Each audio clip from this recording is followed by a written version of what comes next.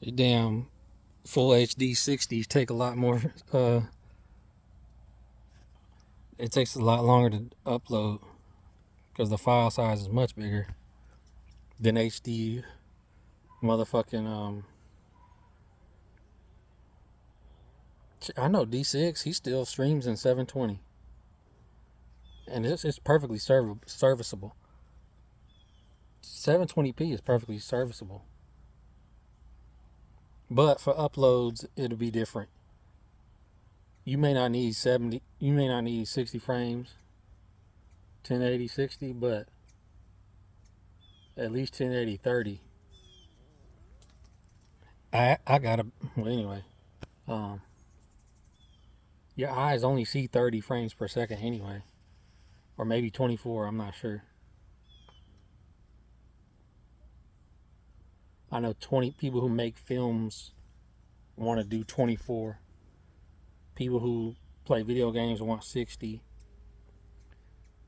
Then you got your uploads, and just for something vertical like this, 60. It don't matter. It's just a bigger file size.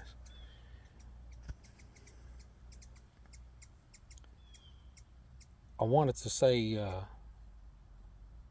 I want to get back into music. I think about music all the time and what I would do in music.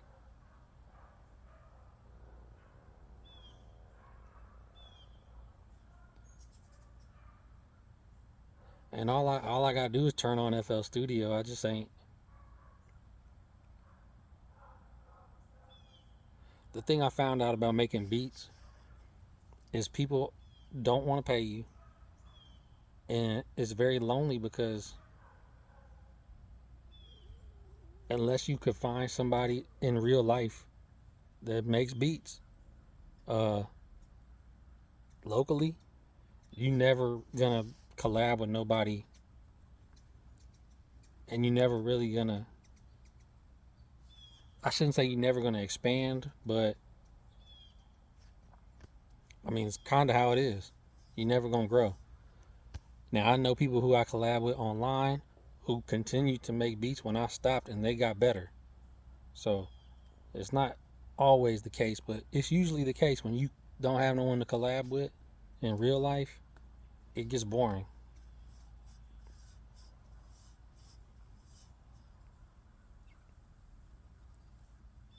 And rappers don't want to pay you. I had a dude just straight up tell me, "Oh, I don't pay for beats." Well, how the fuck do you rap then?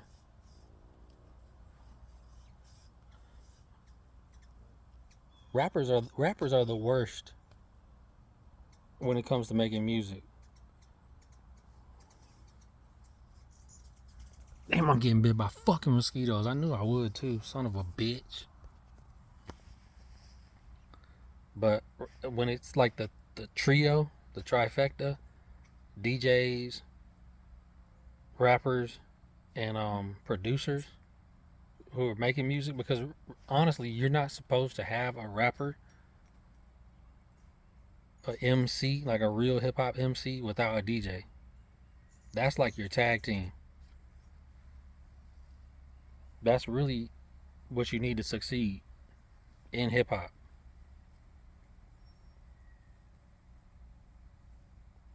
You know, Dr. Dre, DJ, Manny Fresh, DJ. Then you have people who like DJ Premier. Did anyone ever hear him DJ? I mean, I don't know. He's probably just like Dr. Dre, and I know he's one of the top DJs in history. But I'm just saying, you also had DJs who strictly made beats, I think, and then you had DJs who strictly scratch and didn't make beats. But most DJs make beats. I know Jazzy Jeff makes instrumentals. Premier made instrumentals. DJ Quick make instrumentals. But then, I don't know how to DJ. Even though at some point I called myself DJ Conflict because DJ Paul was my influence. And even though he's an actual DJ, I really, until I heard the old stuff, I didn't know he was an actual DJ. with scratching and mixing. I just didn't know. You got Timbaland. Can Timbaland DJ? Probably, he probably can. He's probably a DJ. It's just not in his name. Um. So, but rappers are the worst of that trifecta. Producers. Some people say producers are the worst because producers don't. You know, they can step outside of the trifecta. Producers can make R&B music. They can make whatever kind of music they want. And so you see controversy with like Pharrell. You know, he goes off and does pop music and ends up stealing some shit. Or, you know, my thing with Pharrell is he goes everywhere and doesn't kind of like be himself. Like he comes to the South and thinks he could do Southern style music. He goes to the West Coast or wherever he goes everywhere. But he's never really true to himself. That's my problem with Pharrell. But that's the producer side of it. The DJ side of it, there's a bird on the water thing here, real close to me. Now he sees me. He don't want to take a drink now. He's like, shit, if I look down to take a drink, this nigga gonna snatch me up. But nah, the DJ side of it, there's issues with that too, because DJs are known to leak music out. DJs are known to, give your diss record to your enemies. DJs are known to,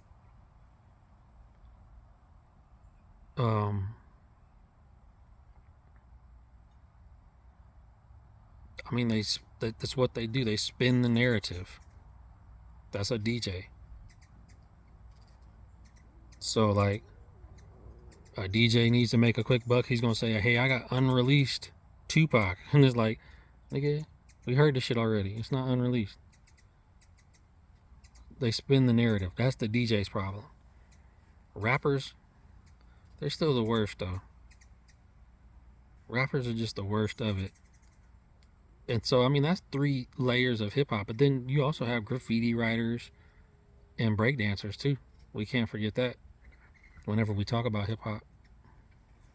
Oh, the birds are coming back. All the birds are coming back. So they see my dog get up. But we can't forget about those 5 elements of hip hop. I can dance, you know. I first picked up dancing with a kid breakdancing named Jose and Luis. One was Puerto Rican, one was Mexican. I would hang out with Luis, and I realized that Jose could breakdance. And we went to a party, and it was the first time I saw someone pop locking. There was another Puerto Rican dude named Junior. He had a long ass bullet head, and I saw him popping and locking, not pop locking. And I was like, damn, that shit looks so clean. I went to the skating ring and I saw it again. I saw that there was like a designated area for breakdancing at the skating ring.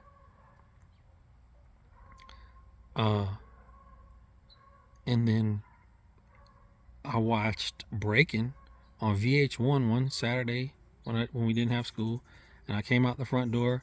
My neighbors had watched it too, and we were all doing what we saw in the movie. And that was really the first time I did breaking, which popping and locking is upright dancing. Sometimes it's on the ground and stuff, but that's just the technical part of it. And so when I moved away to Germany, people were sliding. Sliding was the thing, which is part of popping and locking. It's part of up rocking. It's part of stand up movement. But that's what people was doing. Kind of like when Genuine became popular and Usher, later on like Omarion, Chris Brown and stuff. Sliding was the cool thing to do. And so my footwork was never that good. I've always been a clumsy person. But I tried, sliding. And then I also worked on my popping and locking because that's the part that really fascinated me. Um, I don't know. I knew a bit more about popping and locking than my friend Thomas, but I had a white friend named Thomas who mastered just dance, hip hop dancing, not hip hop dancing, but popping and locking, and his waves were really smooth, and he just went on to go. He went on to do a lot of cool dancing. Fuck you. Um. Anyway, so yeah, that's hip and graffiti. Like he even picked up a little bit of graffiti. Thomas did. Uh, like I said, I've never been coordinated. Even though I could pop lock, I've never been coordinated because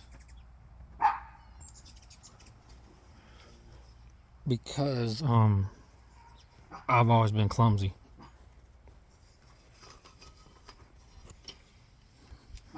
So I couldn't come out in the open. Maybe the damn mosquitoes won't bite me. But so I could not do graffiti. My handwriting is terrible. I have a real psycho handwriting.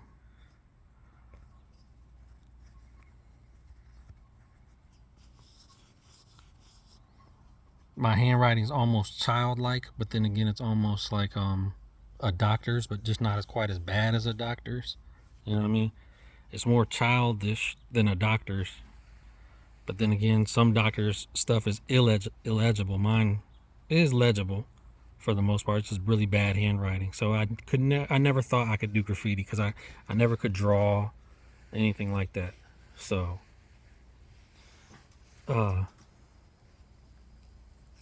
I think my dog is getting bit by a mosquito. That's why she wants to go in so bad. My parents are just sitting there watching her scratch the fucking door. There she goes. I gotta clean the refrigerator out because our power went out, and so goddamn it, a lot of the food died, spoiled, and all that. So, anyways, like, and then I rapped. You know what I mean? I picked up rapping when I first started rapping. I honestly, it's a long ass story. Uh, the earliest songs I remember from rap was "Summertime" by Will Smith.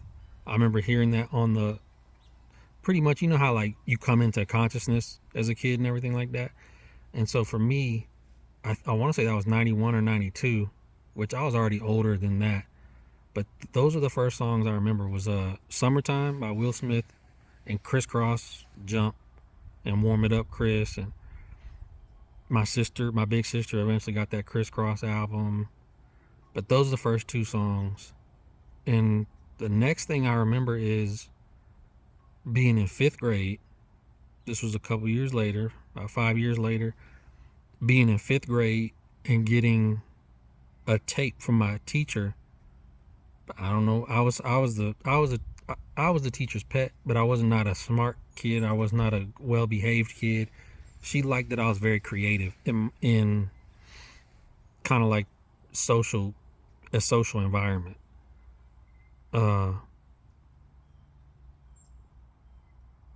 Yeah, she liked that I was relaxed, and I think she saw some kind of creativity in me.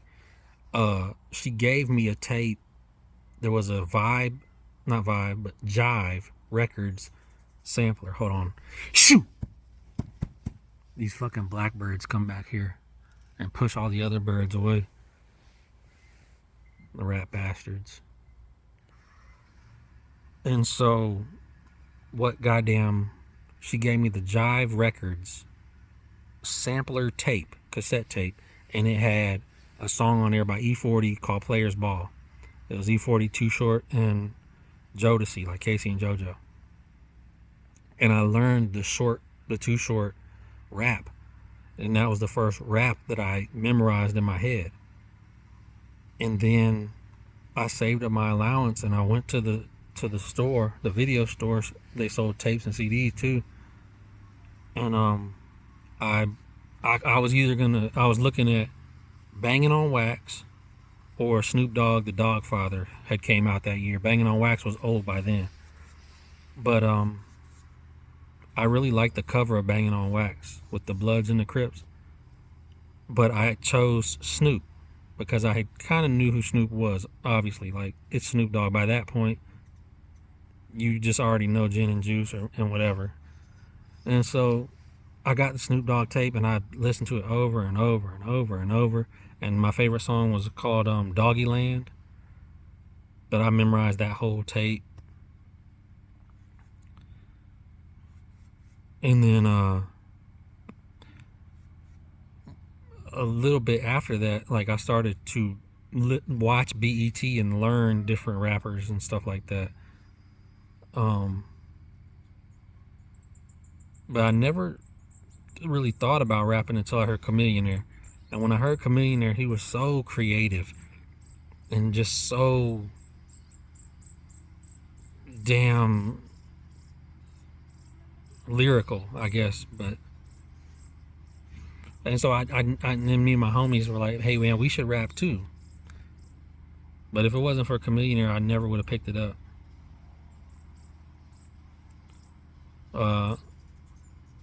And so there you go, you know.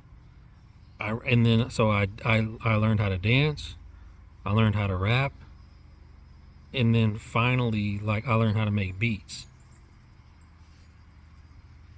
The rap, if you want to hear it, it's on my channel. You can hear, not our first recordings, our very first recordings. I have those, I think.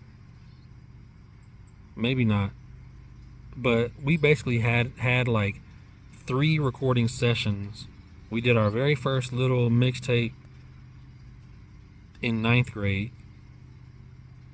and we I don't know if we sold it or gave it away, but we didn't give out very many copies of anything. And then the second set of recordings we did, we never really brought out, but it was probably enough recordings for a mixtape. And then the third thing is that was uploaded on my channel from 2006. And you know, after that, I learned how to make beats because we sat down. We were going to make an actual CD, not a mixtape with other people's beats. We were going to make a CD with our own original beats. And my homie knew how to use FL Studio. The first FL Studio I ever saw being used was FL, probably the first one. We're talking 2001, 2002. So yeah, probably FL Studio 3 at the latest. That was the first time I saw someone use FL. But we made a beat that was so damn raw because my homie had learned a lot of skills, and we all sat together and worked on this beat. And it had samples in it, and it was just so damn cool. The beat, it was like Pastor Troy. It was like a Pastor Troy beat, but with our spin on it, our samples, and our darker 3 6 Mafia inspired sound.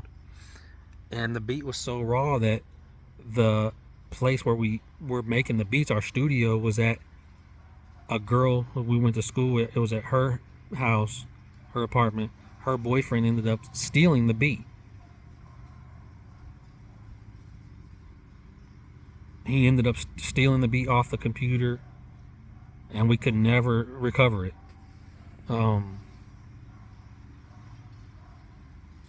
Anyway, I picked up a little bit of learning how to use it from him, and I started making my own. And so when I came back to the States, I would make these tight ass beats, and everyone wanted them. I say everyone, yeah, everyone I was around wanted them.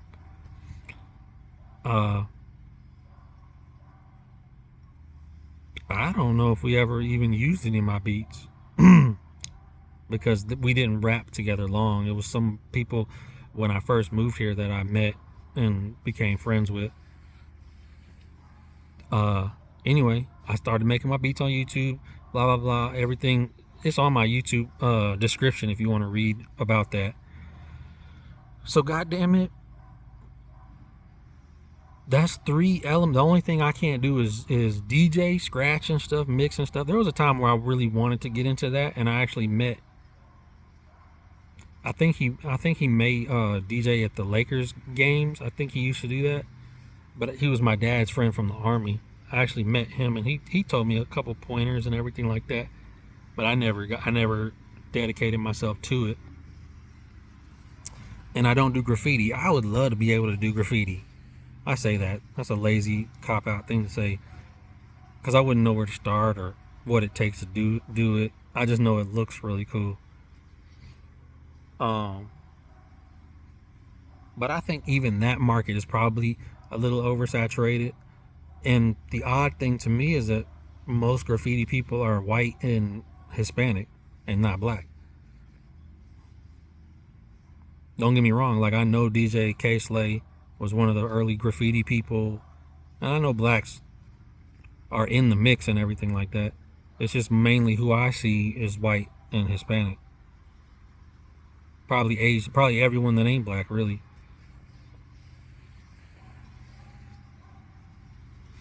I mean, as far as that goes, breakdancing as well, you know. Black is probably the least people I see doing it. Who the fuck is that?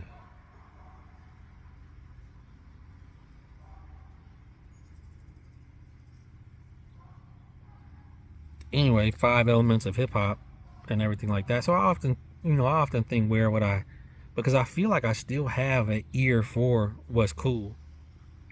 I just really don't know where to apply myself. And I'm starting to listen to singers a bit differently. I never was a singer person. I never, I never really paid attention to R&B and the way people sang and stuff like that. To me, it was just always something that was not as hardcore as rap. It was soft. Singing is soft. Don't get me wrong. I like singers and stuff. I like Genuine and Usher, and I liked them. I just never really took them seriously or paid attention to it. But now I'm starting to see like to sing is also can also be a hardcore thing. You know, the amount of pressure to belt these words out is kind of crazy. But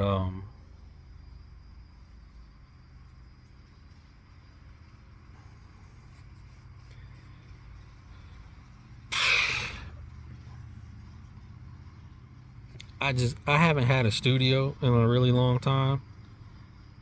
There was a time where I had the condenser microphone. I had the green screen for videos.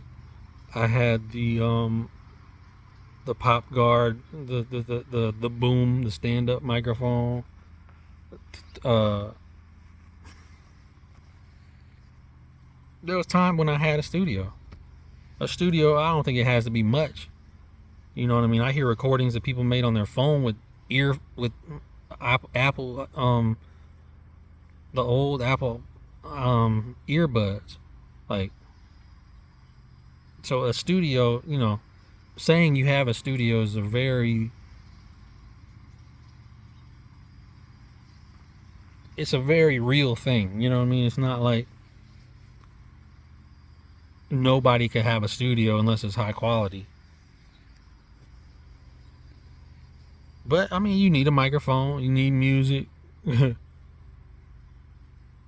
know last time I talked about getting a studio, we talked about just getting like a 6-track recorder, which is a modern day, not 6-track tape recorder, but just a modern day digital recorder. But I mean, even with that, you know what I mean? If you don't make beats, you don't really need 6 tracks. unless you want 6 layers of vocals, because your beat is just on one track, or your beat is on the master track at some point. And I've done studios like that where we recorded straight to CD when they introduced CD recorders, and we would have a master track, a beat, put a blank CD in, 3 blank CDs, and just layer our vocals over that. That's a whole process too. So I know how studios work, and I've actually been to real studios, and I learned how to use Sony Acid Pro, Sony SoundForge. So I've recorded, but it's just been a while since I've done anything with music, man. And I don't know what happened to DJ Erie E. Me and Erie E collabed one time, and he thought that I took a sample from him. I didn't really mean to. I didn't know I did. But I'm positive my beat sounded nothing like his. He knew it was the sample because he knows music, but nobody else would have known. And I didn't use it the same way he did. I don't know what happened to Erie E. Erie E just blocked me. I think Erie E has some kind of mental health issue. He just blocked me, but I would like to reach out to Erie E and maybe do some music. Get in the studio. And I can do it. I have a computer here. I don't have the microphone. I don't have any soundproof or anything like that. But I don't really know what it takes or what it would take to get the sound that I'm looking for. I don't even have a sound that I'm looking for. I like Erie E because Erie E drums are crazy. I was never really good at doing drum patterns and making drum and bass sounds. I'm more of a synthesizer, strings, harmonics kind of guy. Bells and whistles and shit. Funny for the guy who doesn't like singers to think like that, but that's more what I'm into.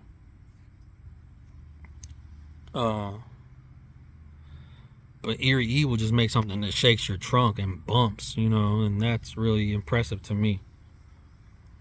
Erie E is probably the hardest beat maker I've heard. There's a distinction. It's like Timbaland said, Scott Storch is a piano playing person and not really a beat maker, which was crazy to me that people thought Scott Storch beat Mannie Fresh in a verses.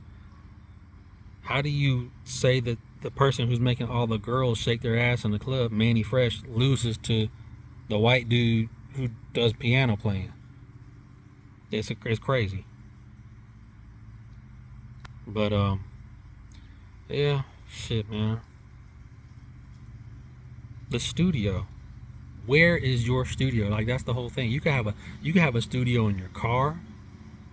You can have a studio in your closet. Your laundry room. Like I said, people have recorded things on phone that sounded pretty all right, pretty okay. I don't know if I would call that quite a studio. I mean, everyone's phone is pretty much equally capable. No, that's not true. But I don't think there's a point where you're like, damn, that phone is good for studio. You know what I mean? I don't think that ever happens. But you can have a hobo studio. You know what I mean? It doesn't have to be the most extreme quality. It just needs to be a place where you can record, where you can adjust levels, where you can add effects, and where you can let other people hear it. Phone may not be the best choice. Phone may be the best choice. It just depends. But yeah, a hobo studio. Hobo studios. Everyone can make one. Anyone can make one.